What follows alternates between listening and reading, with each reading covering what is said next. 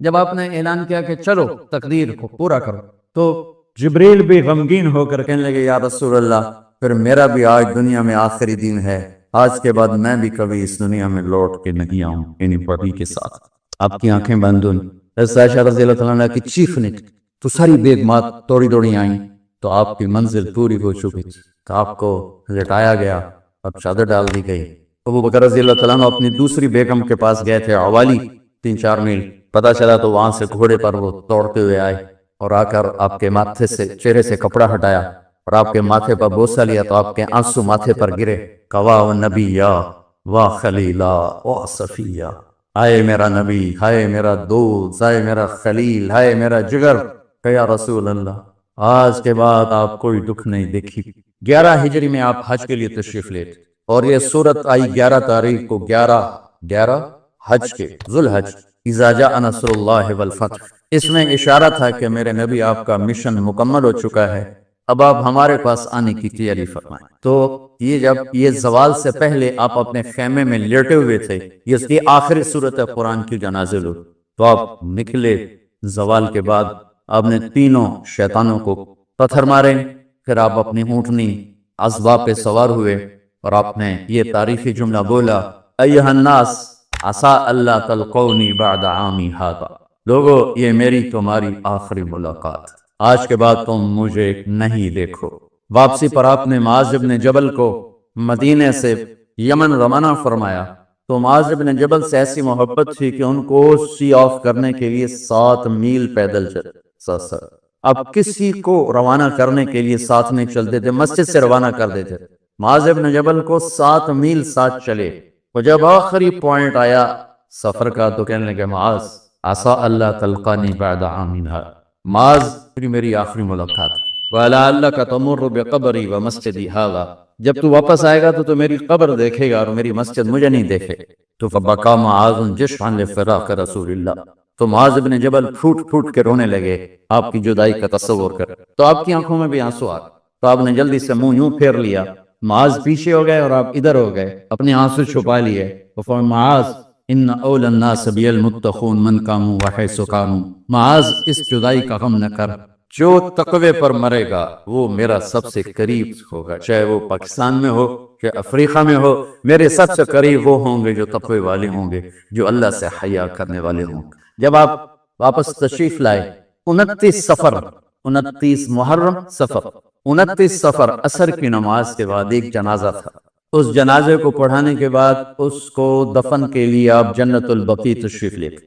وہاں سے واپس ہونے لگے تو سر درد اٹھا اور وہ درد ایک دم بڑھنا شروع ہوا، اور اس دن باری حضرت عائشہ کے گھر کی تھی، تو آپ گھر میں تشریف لاتے لاتے درد کے ساتھ بخار، تیز بخار، تیز درد، تیز بخار، اور 14 دن 12 ربیع 29 30 2 دن یہ اور 12 دن اگلے 14 دن آپ نے بیماری دیکھی، مسلسل سر درد اور مسلسل بخار، اور روزانہ آپ جب گھر بدلتے اس کو 9 بیویاں زندہ تھیں، تو آپ پوچھتے کل کس کی باری ہے، کل کس کی باری ہے، جی میمونہ کی ہے، اگلا دن کل کس کی باری، یہ حفصہ کی، کل کس کی باری ہے، ام سلمہ کی ہے۔ تو بیگمات نے اس سے سمجھا کہ اللہ کے نبی یہ چاہتے ہیں کہ میں بیماری کے دن عائشہ کے پاس گزار، ورنہ آپ کو تو خود پتا ہے کل کس کی باری ہے، پرسوں کس کی باری ہے، ترسوں کس کی باری ہے۔ تو حضرت میمونہ کے گھر میں آپ تشریف فرما تھے، تو ساری باقی 8-7 بیگمات جمع ہوئیں اور انہوں نے آ کے عرض کی یا رسول اللہ جب تک آپ بیمار ہیں آپ عائشہ کے پاس آرام فرمائیں، اور جب اللہ آپ کو شفا دے دے تو پھر ہماری ترتیب کو آپ دوبارہ شروع فرما دیں۔ تو آپ نے سب کا شکریہ ادا کیا۔ عدل کی مثال کا اسلام جب دوسری شادی کی اجازت دیتا ہے تو عدل کی شرط لگاتا ہے، اِلَّمْ تَعْدِلُوا، اگر عدل نہیں کر سکتے پھر ہے کیا عدل، اور آپ نے فرمایا جس نے دوسری شادی کی اور عدل نہ کیا کتنی مرضی عبادت کر کے آیا تو قیامت کے دن آدھا حصہ اس کا فالق زدہ ہوگا، ایک سائیڈ اس کی فالق زدہ ہوگی، کتنے ہی مراقبے کر کے کتنی ہی نمازیں پڑھ کے آیا ہو، انصاف نہیں کیا تو پورا آدھا حصہ فالج کی پکڑ میں ہوگا۔ جب سب بیگمات نے یہ کہہ دیا کہ آپ وہاں گزاریں تو آپ نے شکریہ ادا کیا، علی اور عباس کو بلایا، ان کے کندھوں پہ آپ نے یوں ہاتھ رکھے اور آپ کے پاؤں یوں زمین پہ لگ رہے، آپ پورا پاؤں نہیں لگا پا رہے تھے، کمزوری سے یہ پوزیشن اس طرح، اور یہ پیر کا دن تھا، آپ حضرت عائشہ کے گھر میں داخل ہوئے اور اگلے پیر کو حضرت عائشہ کے گھر میں آپ اپنے اللہ کے پاس چلے۔ آخری ہفتہ آپ نے حضرت عائشہ کے گھر میں گزارا۔ صحابہ ملاقات کے لیے حاضر ہوئے تو آپ ان کو دیکھ کے رونے لگے اور فرمایا کہ میں تمہیں اللہ کے سپرد کرتا ہوں، اللہ تمہاری حفاظت کرے، اللہ تمہارا ساتھی ہو، آواکم اللہ، حفظکم اللہ، نصرکم اللہ، بہت دعائیں کی۔ تو عبداللہ بن مسعود رضی اللہ تعالیٰ عنہ نے پوچھا یا رسول اللہ، لگتا ہے جیسے جانے کا وقت ہے، تو آپ کو غسل کون دے گا؟ آپ نے فرمایا میرے اہل بیت۔ آپ کو کفن کون دے گا؟ کہا میرے اہل بیت۔ آپ کا جنازہ کون پڑھے گا؟ تو آپ رونے لگے۔ تو آپ نے فرمایا جب تم مجھے غسل دے دو تو سب نکل جانا، سب سے پہلے میرے دو وزیر جبریل و میکائیل آئیں گے اور وہ میرے اوپر درود و سلام پڑھی۔ ہمارے نبی کا جنازہ ایسے نہیں ہوا اللہ اکبر اور پیچھے صفیں، آپ کی چارپائی کے پاس آ کر صحابہ کھڑے ہو جاتے، وہ میں ابھی بتاتا ہوں۔ تو آپ نے فرمایا سب سے پہلے جبریل و میکائیل آ کر میرے اوپر درود و سلام پڑھیں گے، پھر اس کے بعد ساتوں آسمان کے فرشتے باری باری آئیں گے۔ جب وہ چلے جائیں گے تو پھر سب سے پہلے میرے خاندان، میرے اہل بیت کے مرد آ کر میرے اوپر سلام پڑھیں گے، پھر ان کی خواتین آ کر سلام پڑھیں گی، پھر ان کے بچے آئیں گے، پھر ان کے نوکر اور نوکرانی آئیں گی، اس کے بعد مہاجرین مکے کے قریش آئیں گے، اس کے بعد ان کی عورتیں آئیں گی، ان کے بچے آئیں گے، ان کے نوکر اور نوکرانی آئیں گی، اس کے بعد مدینہ والے آئیں گے، پھر مدینے کی خواتین آئیں گی، پھر ان کے نوکر نوکرانی آئیں گے، اور اس کے بعد مجھے تم اللہ کے سپرد کر دینا۔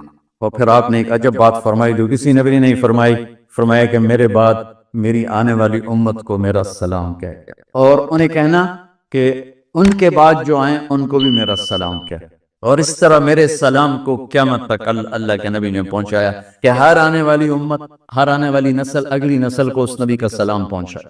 آپ کے جانے میں 5 دن باقی تھے تو آپ نے فرمایا مجھے 7 کنووں کے پانی سے غسل کرواؤ۔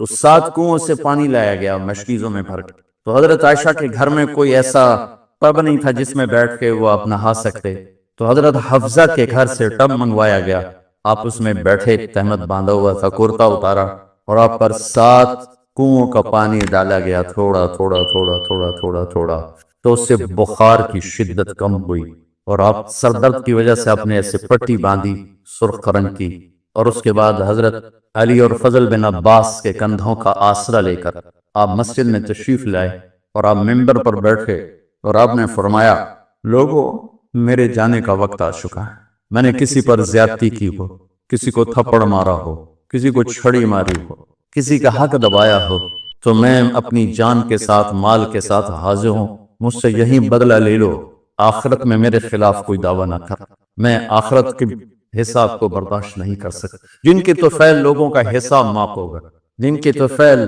جن کی شفاعت پر لوگ بے حساب جنت میں جائیں گے، وہ روتے ہوئے فرما رہے ہیں کہ میں آخرت کے حساب کو نہیں دے سکتا۔ تو سارے صحابہ رونے لگے، لیکن آپ اپنی بات کو دہراتے رہے، کوئی بھی نہیں اٹھا۔ تو آپ نے ظہر کی نماز پڑھائی، ظہر کے بعد پھر ممبر پر آئے اور فرمایا کہ لوگوں یہیں مجھ سے حساب کتاب کر لو، آگے نہ کرنا، بتاؤ میں نے کسی کا کوئی حق دینا۔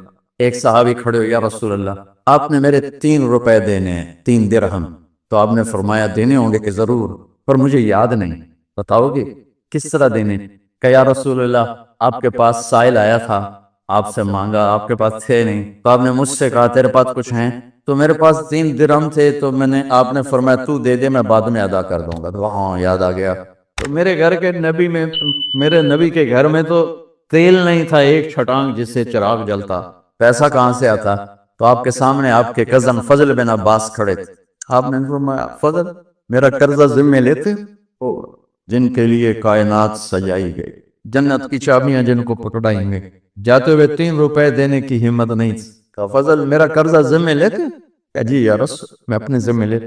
کہا اس سے لے لینا۔ آپ گھر تشریف لے گئے، نماز کے لیے آتے تھے، پڑھاتے تھے۔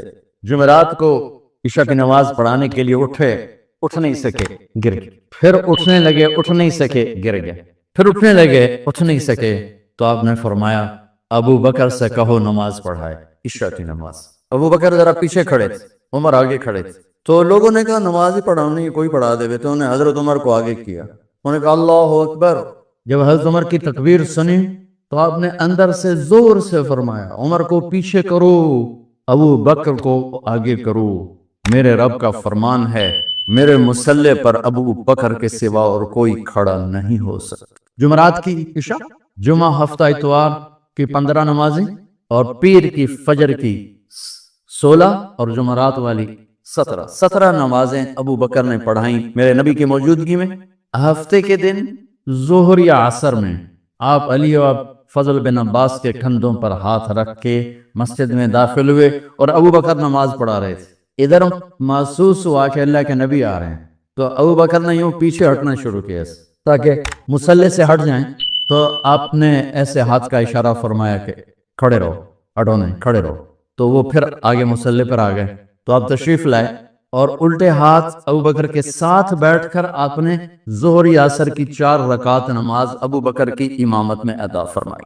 ये आपकी आखिरी नमाज सी मस्जिद के अंदर उम्मत के साथ और तशरीफ ले। जुमे का दिन था, जिब्रील आए, या रसूल अल्लाह, मुझे अल्लाह ने भेजा है कि जाओ मेरे महबूब का हाल पूछ के आओ। अल्लाह। तो आप दर्द और बुखार दोनों चीजें, सर का दर्द भी, हैवी वेट्स और बुखार भी, तपिश। तो आपने कहा जिब्रील तकलीफ है, तकलीफ में। हाँ, हफ्ते का दिन फिर जिब्रील आए, या रसूल अल्लाह, मुझे अल्लाह ने भेजा है कि जाओ मेरे महबूब का हाल पूछ के आओ। फिर आपने फरमाया तकलीफ है। इतवार को फिर जिब्रील आए, या रसूल अल्लाह, अल्लाह ने भेजा है कि जाओ मेरे महबूब का हाल पूछ। 12 रबीउल अव्वल आ गए, 632 ईस्वी और 11 हिजरी। आपकी तबीयत में बशाशत आई। तो सहाबा नमाज पढ़ रहे थे, आपने दरवाजा खोल के सबको यूं देखा। तो हजरत अनस फरमाते हैं हम सब नमाज में थे, लेकिन जब दरवाजा खुलने की आवाज आई अल्लाह के नबी का चेहरा, तो हम सब नमाज में यूं हो गए। नमाज के अंदर ही सारे अल्लाह के नबी को देखना शुरू कर दिया, भूल ही गए कि नमाज पढ़ रहे हैं, ऐसे गुम हो गए आप में। तो आपने जल्दी से दरवाजा बंद फरमा दिया। ये आपकी आखिरी ज़ियारत थी अपनी उम्मत के लिए। उसके बाद आप अपने अल्लाह की तरफ का सफर शुरू किया। तो इशराक के बाद आपने अपनी बेगमात को बुलाया, उनको बताया नहीं कि मैं आज जा रहा हूँ। सबसे मिले, सबको अलविदा किया और उन्हें भेजा। उसके बाद आपने हजरत फातिमा को बुलाया, जन्नत की औरतों की सरदार, सबसे ज्यादा महबूब बेटी, सबसे ज्यादा जिगर का टुकड़ा, दिल का टुकड़ा का, जिसने फातिमा को दुख दिया मुझे दुख, जिसने ऐसे सुख दिया मुझे सुख दिया। हाँ, उनको करीब का, बेटी करीब हो। तो उनके कान में कहा मैं जा रहा। वो रोने लगी। सामने ना रो नहीं, चंद दिनों के बाद तेरी मेरी मुलाकात हो जाएगी सबसे पहले। तो 6 माह बाद हजरत फातिमा का भी 24 साल की उम्र में या 25 साल की उम्र में इंतकाल हो गया। उनको रुखसत फरमाया। फिर आपने दामाद मौला अली को बुलाया, उनका सर अपनी गोद में रखा और उनके सर पे और कमर पे हाथ फेरते रहे और उनको दुआएं देते रहे। आहिस्ता आहिस्ता थी, आवाज ऊंची नहीं थी, पस्त आवाज थी, और यूं सर पे कमर पे, सर पे कमर पर दुआएं दे रहे। उनको रुखसत फरमाया। आखिर में अपने जिगर के टुकड़े हसन और हुसैन को बुलाया। एक आपको हदीस सुनाता, मेरे नबी ने फरमाया अपने बच्चों को इज्जत दिया करो, अकरमू औलादकुम। खास तौर पे माओं से कहता हूँ कि जब हम बच्चों से इज्जत छीन लेते हैं, उनसे हम सब कुछ छीन लेते। पढ़े नहीं हो, स्कूल नहीं गए हो, ट्यूशन नहीं पढ़ी है, होमवर्क नहीं किया है, ये क्यों खाया, ये क्यों पहना, इस पर जब माँ और बाप बच्चे को जलील करते हैं तो आप याद रखें आप उनके दिलों में अपने लिए नफरत भर रहे। मेरे नबी ने फरमाया बच्चों को इज्जत दो, औलाद को इज्जत। वो इज्जत तुम्हें वापस करेंगे जब तुम्हें जरूरत हो। जब तुम उनके मोहताज बनोगे तो फिर वो इज्जत तुम्हें वापस मिलेगी। अगर डांट डपट तरबियत के नाम पर कुछ नहीं मिलेगा। तो आप हसन हुसैन को क्या इज्जत देते थे? आप नमाज पढ़ा रहे हैं, नमाज है मस्जिद के अंदर, घर में नहीं है, और आप सजदे में गए, दोनों भाई कूद के कमर पे चढ़ गए। कोई हमारे आज का दीनदार होता उसे ही उन्होंने 2 लेतर मारने आया, आपने सजदा लंबा कर दिया। साहबा को खौफ हुआ कि आप फौत हो गए। अब्दुल्ला बिन मसूद सर उठा के देखा तो दोनों भाई कमर पे चढ़े हुए थे और आप सजदे में पड़े हुए थे। उन्होंने हाथ आगे बढ़ाया उतारने के लिए, तो आपने बगलों से देखा कि कोई हाथ आ रहा है बच्चों को उतारने के लिए, तो सजदे में ऐसे हाथ होते हैं, तो आपने यूं करके उनको रोक दिया इशारे से। जब तक हसन हुसैन अलैहिमुस्सलाम कमर पे सवार रहे, मेरे नबी ने सजदे से सर नहीं उठाया। ये इज्जत दी। और जब वो उतरे फिर आप सजदे से उठे, सलाम फेरते ही आपने दोनों बच्चों को गोद में लेके फरमाया मेरे माँ बाप इन पे कुर्बान, इन्हें तकलीफ न दिया कर। और आप उनके लिए घर आते, रोजाना टाइम निकालते। आज वालिदैन के पास औलाद के लिए टाइम नहीं, कल औलाद के पास वालिदैन के लिए टाइम नहीं होगा। अपने बच्चों को, मैं ये नहीं कहता हूं बैठ के नसीहतें करो, सिर्फ मोहब्बत ट्रांसफर करो। टाइम लो, मोबाइल ऑफ करो, टीवी ऑफ करो, और सिर्फ आप और बच्चों में एक ऐसा تعلق ہو کہ ان کا بلوٹوتھ بھی آن ہو جائے، آپ کا بلوٹوتھ بھی آن ہو جائے اور سارا ڈیٹا ٹرانسفر ہو جائے۔ بلوٹوتھ کو آن کیے بغیر ڈیٹا ٹرانسفر ہوگا؟ دسو بھائی۔ تو ہمارے بچوں کے بلوٹوتھ آف ہیں سکولنگ کی وجہ سے، ڈانٹ ٹپٹ کی۔ 3 سال کا بچہ والا سکول جانے کے قابل ہوتا ہے؟ 3 سال کا بچہ ماں کی گود کے لیے ہوتا ہے، باپ کی چھاؤں کے لیے ہوتا ہے، وہ روتا ہوا جاتا ہے، روتا ہوا آتا ہے، روزانہ ماں باپ سے نفرت اپنے اندر وہ پیدا کرتا ہے اور اس کو پالتا ہے، پڑھاتا ہے، بڑھاتا ہے۔ آپ گھر میں تشریف لاتے اور حسن حسین کے لیے گھٹنے ٹیک دیتے، ہاتھ ٹیک دیتے، آؤ بچوں اپنے اونٹ پہ چڑھ جاؤ، دونوں بچوں کو کمر پہ چڑھا کر پورے کمرے میں چکر لگاتے، بس پھر پوچھتے تمہاری سواری کیسی ہے، اونٹ کیسا ہے؟ پھر دونوں کو اتار کے زینب کو بٹھاتے اور زینب کو پورے کمرے کا چکر لگواتے۔ شہنشاہ ہے انبیاء، انبیاء کے بادشاہ نہیں، پوری کائنات کی اللہ تعالیٰ نے آپ کو بادشاہی عطا فرمائی، سرداری عطا فرمائی، اور کائنات کی سب سے زیادہ مصروف ترین اور ذمہ دار ترین ہستی روزانہ بچوں کے لیے ٹائم نکالتے تھے۔ ادھر چھوٹا سا تاجر کہتا ہے ٹائم کوئی نہیں، یا مائیں کہتی ہیں ٹائم کوئی نہیں۔ ہائے ہائے ہائے، جگر کے ٹکڑوں کو بلایا، جو ہی سینے سے لگایا، سر کٹ کے نیزے پہ چڑھا، بیویوں کو رخصت کیا۔ آگے آنے والے زمانے میں دیکھ رہے تھے کہ میرے بچوں کے ساتھ کیا ہونے والا ہے، اس پر جو بچوں کو سینے سے لگایا تو آپ کے آنسوں نکلنے شروع۔ ایک زہر میں تڑپ تڑپ کے وہ چلے گئے تو جبریل آ گئے، یا رسول اللہ باہر ملک الموت دروازے پر کھڑا ہے، اندر آنے کی اجازت چاہتا۔ تو آپ نے فرمایا آ جائے، میں نے کب روکا؟ تو ملک الموت اندر آیا، ایک فرشتہ اور بھی تھا، کہا السلام علیکہ یا رسول اللہ، یا رسول اللہ میں آپ کو سلام پیش کرتا ہوں، میں نے کبھی کسی کو سلام نہیں کیا۔ آپ کے رب نے فرمایا جب جاؤ تو اجازت لے کے جانا، بن اجازت اندر نہ جانا، میں کبھی کسی سے اجازت نہیں لیتا۔ اللہ تعالیٰ نے فرمایا آنا چاہیں تو لے آنا، رہنا چاہیں تو چھوڑ کے آ جانا، یہ اختیار اللہ نے کبھی کسی کو نہیں دیا، آپ پہلی اور آخری ہستی۔ تو آپ نے فرمایا اگر میں اجازت دے دوں تو میری جان نکالو گے؟ تو اللہ کے امر کا پابند۔ تو آپ نے جبریل سے پوچھا کیا کہتے ہو، تم کیا کہتے ہو؟ جبریل نے کہا یا رسول اللہ، اللہ آپ کی ملاقات کے شوق، میرے بھائی بہنوں اللہ سے یہ دعا کیا کرو کہ اللہ ایسی موت دے جب جانے کا وقت ہے تو ہماری ملاقات کے شوق۔ ایک صحابی کا انتقال ہوا، آپ نے ان کی قبر پہ جا کے یہ دعا کی، یا اللہ طلحہ جب تیری بارگاہ میں پیش ہو تو اسے دیکھ کے مسکرائے، یہ تجھے دیکھ کے مسکرائے، سارے دکھ درد دور ہو گئے۔ تو جبریل بولے یا رسول اللہ، اللہ آپ کی ملاقات کا شوق۔ آپ نے فرمایا جاؤ اللہ سے پوچھ کے آؤ میرے بعد میری امت کے ساتھ کیا کرے گا، جاؤ پوچھ کے آؤ حسن حسین کے ساتھ کیا کرے گا، یہ پوچھنا۔ ہر کوئی اپنے بچوں کو یاد کرتا، مرنے والے بچوں کو یاد کر، بچے میلاد۔ میرے والد اچانک ہارٹ اٹیک میں فوت ہو گئے تو ہماری بہنیں موجود نہیں تھی، میری 2 بہنیں، تو میرے والد بار بار کہتے میری دھیاں میں ملا دے، میری دھیاں میں ملا دے، اور میرے نبی نے کہا میری امت کا مجھے بتاؤ پہلے کیا کرو؟ حسن حسین کا نہیں کہا، جن کو ذبح ہوتے بھی زہر میں تڑپتے بھی دیکھ۔ واہ یا رسول اللہ، آپ نے کیا وفا کی اور ہم نے کیا صلت، سارے خنجر انہی کے سینے میں اتار دیے، ہر تیر کھینچ کے آپ کے جگر کے پار کیا، ہر نافرمانی کا ٹھیکہ لے لیا، جاؤ پوچھ کے آؤ میرے بعد میری امت کا کیا کرے گا۔ تو جبریل جا کر پیغام لائے کہ اللہ تعالیٰ فرما رہے ہیں ہاں ہم آپ کی امت کو تنہا نہیں چھوڑے، میرے رب کی عزت کی قسم، خواتین و حضرات میرے رب کی عزت کی قسم، میرے نبی یہ بات نہ اٹھاتے، کوئی ہم میں خنزیر بنتا، کوئی بندر ہو جاتا، کوئی کتا ہو جاتا، کوئی سانپ بچھو بن جاتا، اللہ کی ہم سے کیا رشتہ داری۔ اس کملی والے پہ درود و سلام پڑھو جس نے اولاد کو پیچھے کر کے تمہیں اللہ سے مانگ، اور محشر کے میدان میں جب جہنم آ کے ایک چیخ مارے گی اور آدم سے لے کر عیسیٰ علیہ السلام تک ہر نبی کہے گا نفسی نفسی، ہر ماں باپ کہے گا نفسی نفسی، ہر بیٹا بیٹی کہے گا نفسی نفسی، ہر خامن بیوی کہے گا نفسی نفسی، ہر بھائی بہن کہے گا نفسی نفسی، حضرت ابراہیم کہیں گے یا اللہ کسی کا سوال نہیں کرتا میری آنکھ بچے، عیسیٰ علیہ السلام کہیں گے یا اللہ میں اپنی ماں مریم کا بھی سوال نہیں کرتا میری جان، نفسی نفسی کے ہنگامے میں ایک آواز آئے گی امتی امت، کون ہے یہ؟